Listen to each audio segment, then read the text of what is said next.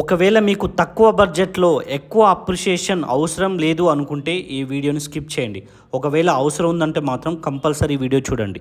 ఎందుకంటే కాపుకు వచ్చిన మామిడి తోటలో ఎల్ఆర్ఎస్ పేమెంట్ చేస్తూ 130 స్క్వేర్ యార్డ్స్ను కేవలం 6,50,000కే మీకు రిజిస్ట్రేషన్ చేసి ఇవ్వడం జరుగుతుందండి.